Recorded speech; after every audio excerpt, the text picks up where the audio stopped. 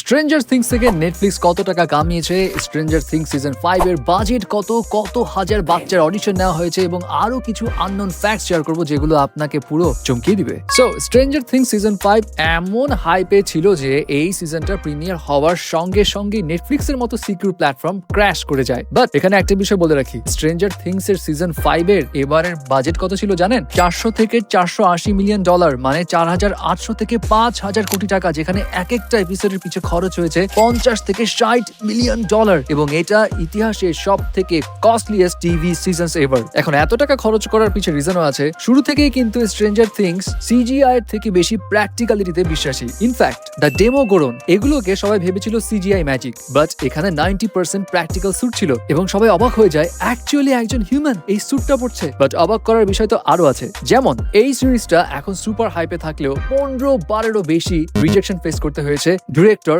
Duffer ব্রাদার্সদেরকে। Reason কি ছিল?